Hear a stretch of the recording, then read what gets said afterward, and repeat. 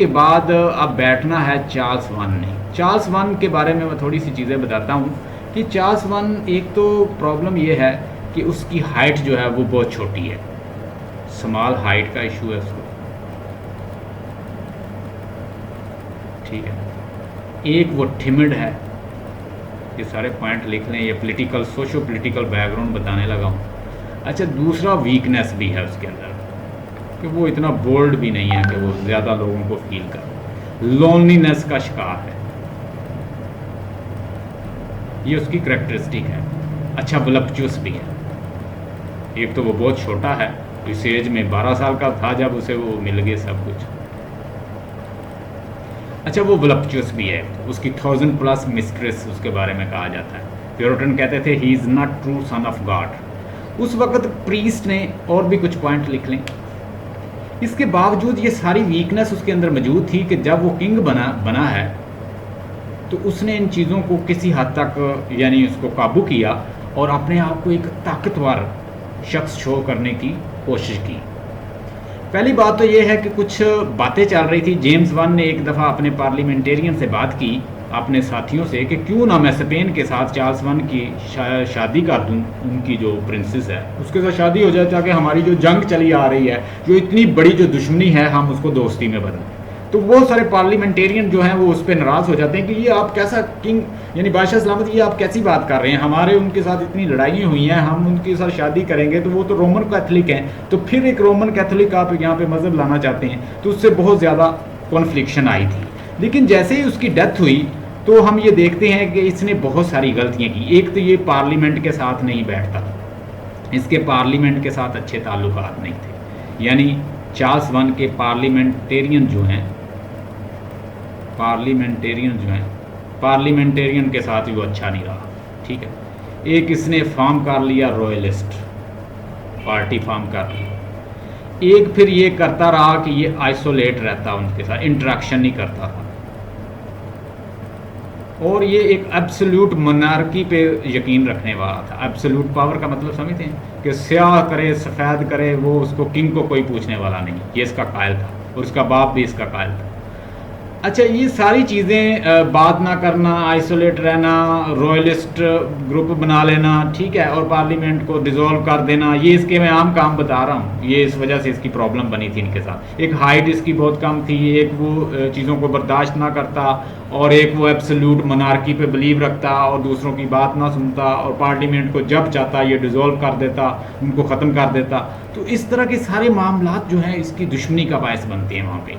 King Charles का start होता है 1625 से 1649 तक, और यानी 1625 में जैसे ही जेम्स का की रीन जो ख़त्म होती है तो इसकी स्टार्ट होती है, और इसकी डेथ के ऊपर जब इसको एग्जीक्यूट कर दिया जाता है 1649 में इसकी एग्जीक्यूशन होती है।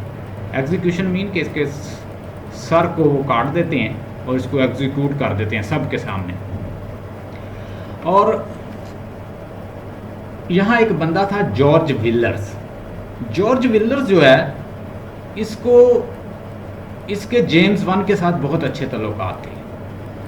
मैंने बुक्स के अंदर पढ़ा है कि ये जेम्स वन के साथ इसके सेक्सुअल रिलेशन भी थे, जिसको कहते हैं होमोसेक्सुअल रिलेशन में भी था ये बंदा। तो ये दूसरे से हर बात जो है पूछ के करते, तो जेम वन का इसके साथ बहुत अच्छे ताल्लुकात थे। जैसे ही जेम वन की डेथ हुई, जेम वन के बाद जब चार्ल्स वन आया, तो चार्ल्स वन को मशवरे देने वाला, उसको गाइड करने वाला, तो ये सारे मामलात में गाइड करने वाला ये जॉर्ज विलर ही था। जॉर्ज विलर एक पॉलिटिकल विजन रखने वाला एक लीडर है, और ये एक सपोर्टर है, और ये चार्ल्स वन को यहाँ तक लाने वाला, उसे गाइड करने वाला, या उसके सारे मामलात को डील करने वाला यही था। अब एक गलती इसने ये की चार्ल्स वन ने कि एक तो इसने स्पेन की प्रिंसेस से शादी कर ली, और जो कि किस मज़हब की थी, रोमन कैथोलिक।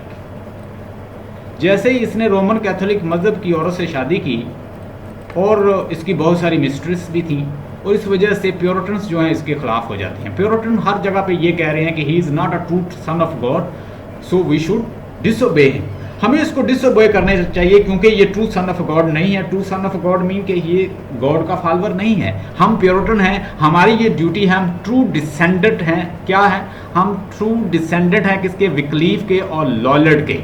ये कोई रिलीजियस लीडर थे। हम इनके ट्रू फॉलोअर हैं, हम ट्रू सन ऑफ गॉड हैं, और ये हमारी ड्यूटी है कि हमने यहाँ पे क्या करना है, कास्ट आउट करना है डेविल को, हमने ख़त्म करना है बुराई को। Since we are Puritan and it's our duty to remove evil, we have to purify people. So this person, this king is not a true son of God, we should remove him. वो हर जगह पे क्या करते, प्रचार करते फिर रहे थे प्योरिटन्स के, ये एक तो इसने रोमन कैथोलिक से शादी कर ली है, और दूसरा ये ट्रू सन ऑफ गॉड नहीं है, कि ये अच्छा इंसान नहीं है, 1000 मिस्ट्रेस हैं, वलप्चुअस लाइफ गुजार रहा है, और बहुत सारी इंग्लैंड की जो दौलत है उसको ज़ाया कर रहा है। यानी एक तो ट्रू सन ऑफ गॉड नहीं है, और ये वलप्चुअस भी है, और रोमन कैथोलिक से शादी भी कर ली है, ठीक है, और ये ईवल पर्सन है, हमें इसको फॉलो नहीं करना चाहिए। उस वक्त के जो चर्च थे वो ये मानना था उनका कि जो चर्च जो किंग होता है वो डिवाइन पावर होता है।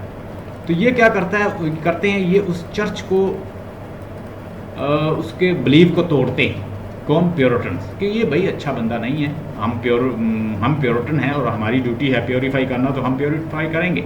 अब इसने जिससे शादी की है उसका नाम है हेनरिटा मरिया। हेनरिटा मरिया जो है ये स्पेन की कोई प्रिंसेस है, इससे शादी कर बैठा है, और अब ये भी एक रोमन कैथोलिक है, उसका मज़हब जो है रोमन कैथोलिक है, और रॉयलिस्ट और प्लस प्योरिटन्स जो हैं वो इसके ख़िलाफ़ हैं, रॉयलिस्ट जो हैं वो इसके फेवर करने वाले हैं, जबकि प्योरिटन्स और पार्लिमेंटेरियन जो हैं इनके ख़िलाफ़ हो गए हैं, और दो जो फैक्शन जो हैं वो फॉर्म हो गए हैं, एक प्योरिटन का बन गया और पार्लिमेंटेरियन का, और तीसरा जो है यानी ये पार्लिमेंटेरियन और प्योरिटन एक ही बन जाते हैं, पार्लिमेंटेरियन और प्योरिटन जो हैं ये एक हो जाते हैं, और ये खिलाफ हो जाते हैं रॉयलिस्ट के। रॉयलिस्ट जो हैं वो कैवेलियर भी जाने जाते हैं, और ये क्या करते थे, फेवर करते थे चार्ल्स वन की।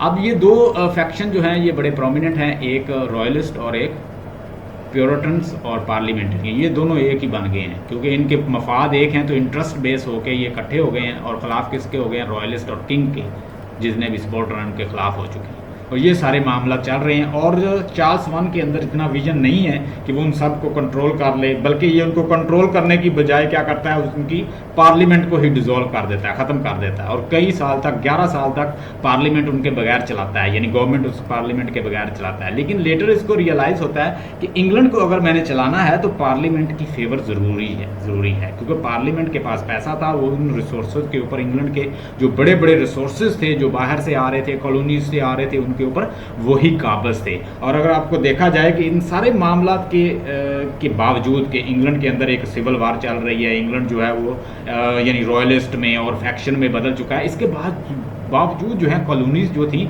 वो पैसा भी ला रही थी और वो बिल्कुल बेटर चल रही थी। ये बड़ी मैनेजमेंट रही इस दौर में। अच्छा, ये थोड़ी सी किंग के बारे में है कि किंग जो है वो 27 मार्च यानी Charles one king England and king of Scotland, ये 3 जो स्टेट थी उनका ये किंग था।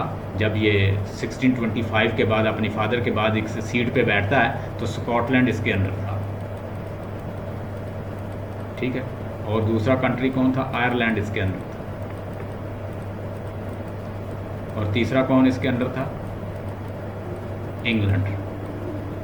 अब ये 3 स्टेट जो हैं वो बेहक वक्त इनके ऊपर रूल कर रहा है, और वो खुद कितने 12 साल का है, 12 ईयर ओल्ड है, और बहुत सारे मामला था। इसको चलाने वाला वो जॉर्ज विलर जो मैंने बताया वही था, यानी वो पॉलिटिकल विजन रखता था, वो चला रहा था। लेकिन उसके बावजूद ये इमोशनल, ये वीकनेस और टिमर्ड और शाइनेस और not having better interaction and managerial skill, he lost lot of things. तो ये बहुत सारी स्किल के बगैर था, और उन स्किल की वजह से मार खा जाता है। जेम्स वन जो है चूँकि वो एक्सपीरियंस था, उधर से भी एक्सपीरियंस लेकर आया था, तो वो बहुत हद तक कामयाब रहता है इसकी निस्बत। 1600 में पैदा हुआ है, यानी 1600 में पैदा हुआ है, और इसकी डेथ हुई है किंगडम में एग्जीक्यूशन के दौरान। और 1649 में जब लास्ट ओलिवर क्रॉमवेल जो है वो मिल जाता है उन पार्लियामेंटेरियन के साथ। ओलिवर क्रॉमवेल जो था ये प्योरिटन का लीडर था। ओलिवर क्रॉमवेल जो है ये मिल के प्योरिटन्स का लीडर है, और ये बड़ी एक स्ट्रॉन्ग आर्मी जो है वो फॉर्म करता है, और वो फिर प्लस जो पार्लियामेंटेरियन है उनको साथ मिलाता है, और इसके ऊपर हमला करता है और इसको अरेस्ट कर लेता है। जब ये इसको अरेस्ट कर लेता है तो ये चाहते नहीं थे कि वो इसकी एग्जीक्यूशन करें, लेकिन ये उस वक्त भी किसी भी मतलब किसी कंसेंसस पे नहीं आ रहा था। वो उसे कह रहे थे कि तुम इस तरह के मामला, कुछ अख्तियार तुम ले लो, कुछ हम ले देते हैं, तो हम कोई कंसेंसस कर लेते हैं। लेकिन ये कह रहा था कि चूंकि मैं किंग हूँ, डिवाइन हूँ, एब्सोल्यूट पावर है मेरे पास और मेरे बहुत सारे फॉलोअर हैं। स्कॉटलैंड जो है उससे तो वही ताल्लुक़ रखता था, वो भी इसकी सपोर्ट कर रहे थे, कुछ आयरलैंड से भी लोग सपोर्ट कर रहे थे, इंग्लैंड के लोग जो बटे हुए थे। तो इस तरह वो कहता है कि मेरे पास पावर है, ये मेरा कुछ भी नहीं बिगाड़ सकते। लेकिन वो फैसला करते हैं कि अगर हमने इससे बचना है तो हमें इसको एग्जीक्यूट करना पड़ेगा। फिर वो अल्टीमेटली 1649 में इसको बेहेडेड कर देते हैं। तो ये बहुत मजबूरी में वो करते हैं। 1649 में इसको बेहेडेड कर दिया गया था। और किंग चार्ल्स और पार्लियामेंटेरियन के दरमियान एक ऐसे ही नहीं, एक बहुत लंबी एक लड़ाई चलती है। लड़ाई मीन के पहले तो ये चार्ल्स वन जो है खुद लड़ने की कोशिश करता है, यानी पार्लियामेंटेरियन अपनी ही हेल्प से वो कहते हैं कि हम इसे शिकस्त दे लेंगे, वो इसकी हर बात मानने से इनकार कर देते हैं। इससे पहले यानी ये फाइट होने से पहले ये मीटिंग बुलाता है। हम उन मीटिंग को देखते हैं, उनकी डेट भी मैंने लिखी है, वो ज़रा देख लें।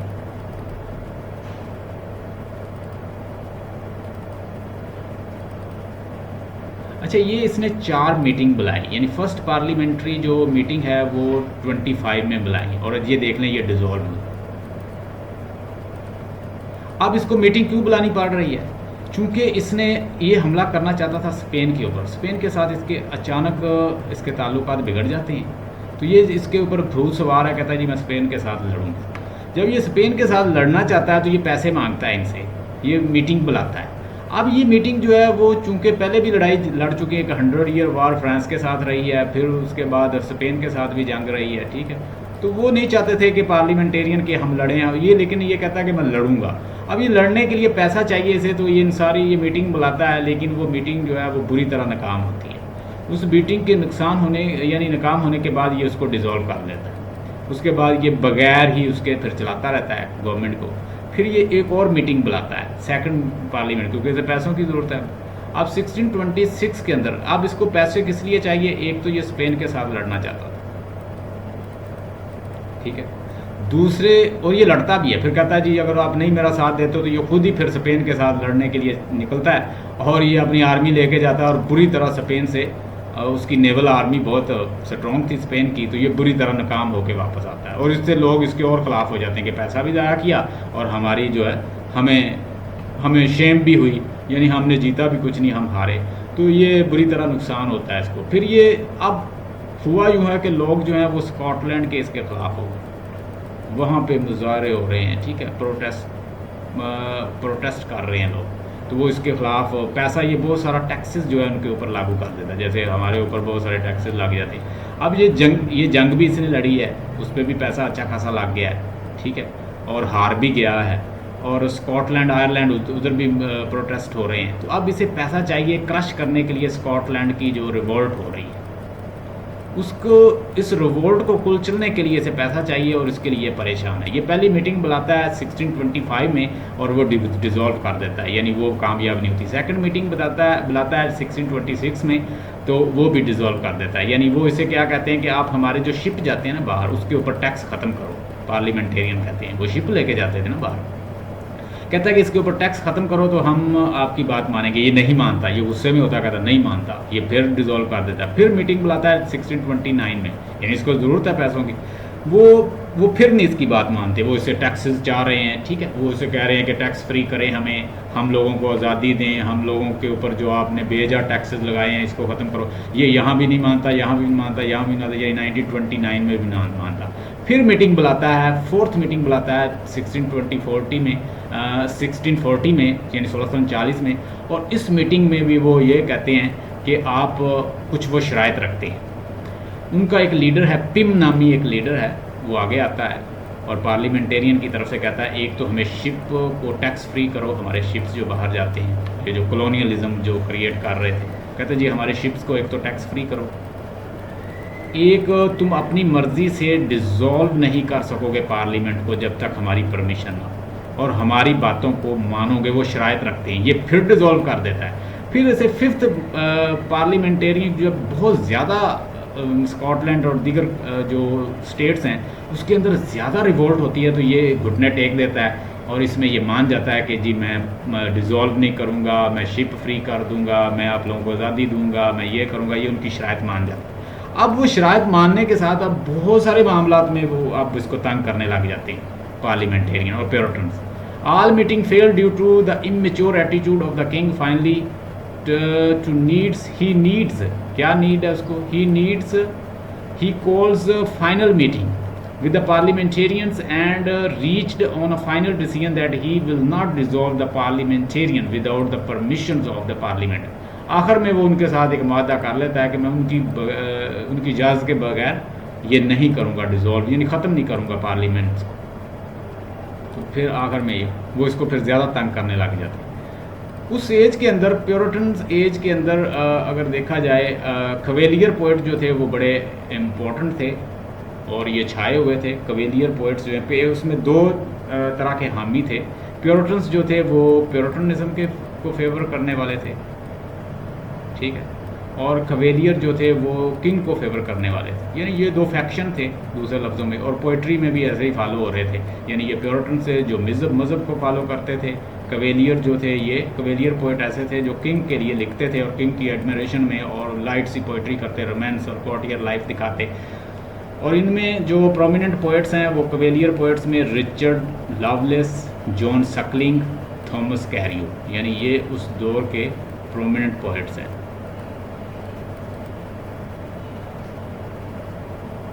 अच्छा, इसमें और भी है कि some of the most prominent Cavalier poets were the Thomas Carew, Richard Lovelace, Robert Herrick and John Suckling. They emulated the Ben Jonsons, a contemporary of the Shakespeare's, while poets like the John Donne wrote with the spiritual, scientific and moral focus। अब देखें John Donne और इन दोनों की poetry में फ़र्क क्या था। John done तो अगर देखा जाए तो वो जेम वन की एज का है। अब दूसरी साइड पे हमारे पास कवेलियर पोइट हैं जो किसके पोइट हैं, जो किंग के लिए लिखते हैं, और ये किसके लिखते हैं, कॉर्टियर लाइफ के, रोमांस के, लव के। अब ये जॉन डन से टोटली डिफरेंट है। जॉन डन जो था वो क्या अपने अंदर मजहबी जो चीज़ें ज़्यादा इन्वॉल्व करता था, लव रोमांस को वो भी करता था लेकिन ज़्यादा मजहबी चीज़ें। तो ये चीज़ डिफरेंस है। एक तो लाइट मूड में लिखते, एक नेचुरल लैंग्वेज में लिखते, ठीक है, एक कोलोक्वल लैंग्वेज में लिखते, डायरेक्ट लैंग्वेज में लिखते, टू द पॉइंट लिखते, metaphysical element like the conceit and far-fetched images use ना करते ताकि आम आदमी जो है वो उसको अंडरस्टैंड कर सके। ये कवेलियर पोइट की करैक्टरिस्टिक है। Cavalier poets write poetry for amusement, for music, for melody and for the praise of the king and the queen. ये कुछ डेफिनेशन लिखी हुई हैं कवेलियर पोइट्स की और मैंने बता दी हैं आपको। मेटाफिजिकल पोइट्री जो है ये हमने पहले भी डिस्कस किया है। जॉन डन इनका लीडर था, Andrew Marvell, George Herbert, Richard Crashaw और हेनरी वॉगन्स और अब्राहम कोले, ये जो हैं बड़े प्रोमिनेंट पोइट थे। जॉर्ज हर्बर्ट जो था वो फॉलोअर था, ट्रू फॉलोअर था जॉन डन का। लें जी, इंशाल्लाह tomorrow will discuss about the interregnum period, restoration period, when Charles I is beheaded, and after beheading Charles I what kind of age comes। अब ये उनके साथ अच्छे रिलेशन नहीं बनाता और बहुत सारी जो मीटिंग है वो डिज़ोल्व हो जाती हैं। मैं थोड़ा सा यहाँ पे पॉलिटिकल बैकग्राउंड बता दूँ कि अब बहुत सारी मीटिंग जो हैं वो डिज़ोल्व की और आखिर में एक मीटिंग जो है वो कामयाब होती है। अब इससे बहुत ज़्यादा डिमांड जो है पार्लियामेंटेरियन और प्योरिटन ने शुरू कर दी है। प्योरिटन एक मूवमेंट चला रहे थे कि ये ट्रू सन ऑफ नहीं है, गॉड नहीं है और ये ट्रू फॉलोअर नहीं है, 1000+ मिस्ट्रेस हैं, क्यों ना हम इसको बिहेडेड कर दें। तो वो उसके साथ एक तो वो प्योरिटन की चल रही है और ऊपर से पार्लियामेंटेरियन की इतनी डिमांड्स होती हैं कि बादशाह जो है, किंग जो है, वो उनको क्या करता है, डिनाई कर देता है। ऊपर से रिवोल्ट चल रही है स्कॉटलैंड और दीगर स्टेट के ऊपर और वो भी उसकी तरफ आ रहे हैं और एक आर्मी तैयार करता है। इसके पास बहुत पावरफुल आर्मी है। एक लड़ाई होती है, एक सिविल वार होती है, किसके दरमियान, एक सिविल वार चलती है। बादशाह के साथ वो शुरू से लड़ रहे थे लेकिन एक स्पेसिफिक सिविल वार होती है दोनों पार्टीज़ के दरमियान और उसमें क्या होता है कि एक साइड पे किंग की फ़ौज है और दूसरी साइड पे पार्लियामेंटेरियन ने फ़ौज तैयार की। जो पार्लियामेंटेरियन ने फ़ौज तैयार की है वो चार्ल्स वन की फ़ोर्स के मुकाबले में बहुत वीक है, और इसलिए जो पार्लियामेंटेरियन है वो पहली जो जंग उसके साथ होती है उसमें जीत तो जाते हैं, लेकिन अब एक प्योरिटन्स के अंदर लीडर उठता है, ओलिवर क्रोमवेल। वो एक रिलीजियस लीडर था, वो प्योरिटन्स को इकट्ठा करता है और उन सारे प्योरिटन को इकट्ठा करके प्लस पार्लियामेंटेरियन की पावर को भी इकट्ठा करता है और बड़ी आर्मी तैयार करके चार्ल्स वन के ऊपर हमला कर दिया जाता है। चार्ल्स वन को अल्टीमेटली 1649 में वो गिरफ्तार कर लेता है और चार्ल्स वन को 1649 में ही बेहेड कर दिया जाता है, उसका सर जो है तन से जुदा कर दिया जाता है, और उसके बाद एज जो है कैरोलिन एज जो है वो ख़त्म हो जाती है और इंटररेग्नम पीरियड जिसको मिल्टन एज कहते हैं वो स्टार्ट हो जाती है। ठीक है, उस प्योरिटन एज भी कहते हैं, इंटररेग्नम पीरियड भी कहते हैं, पार्लियामेंट ऑफ सेंट भी कहते हैं, पार्लियामेंटेरियन एज भी कहते हैं, ये सारे नाम उसके ही हैं जब वो प्योरिटन आ गए हैं। अब प्योरिटन आके क्या करेंगे इंग्लैंड के साथ, ये हम कल डिस्कस करेंगे, कैसे उनके थिएटर बंद कर देंगे, उनके पोइट्री और कवेलियर पोएट और जो पोइट्री है, स्टेज ड्रामाज हैं, इन सब को वो फिनिश कर देंगे कि ये लोगों को बहकाते हैं। उसके बाद एज